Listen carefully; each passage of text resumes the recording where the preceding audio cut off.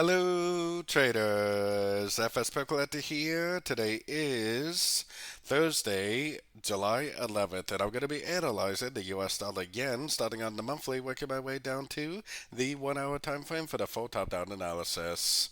So, on the US dollar yen, I still think we are very likely in a five-way pattern to the upside, and it does look like we are in a wave 5 of 5. But we are not at a Fibonacci level. It looks like it's not respecting the 78%, which tells me that I would expect it to go up at least to the 100% Fibonacci extension, probably before we actually get a bigger move to the downside. So definitely still in an uptrend. Going down to the weekly, like I said, no Fibonacci bounce. There's no lower high. There's no breaker structure.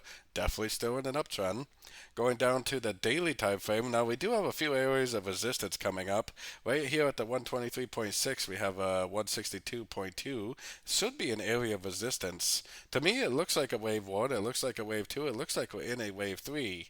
Now we do also have CPI news coming out today, so that should be pretty interesting for all the dollar pairs, even the yen pairs also, because those are risk on, risk off currencies.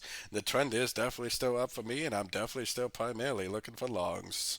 So going down to the 4 hour time frame, the trend is definitely still up, but it really doesn't look like it's over. It looks like a 1, 2, 3. Maybe this is a 4. It seems like it needs to go up at least one more time to at least that 123.6 Fibonacci level. Then if it goes down and breaks structure, then I would definitely be looking for shorts. Otherwise, I'm definitely still pretty bullish. Going down to the 1 hour time frame is where I got my Fibonacci retracement just on the last little push up right here, because this very easily could just be 1, 2, 3 waves down. It could easily just bounce off one of these two fib levels today, especially at the CPI news, and just keep on trending up.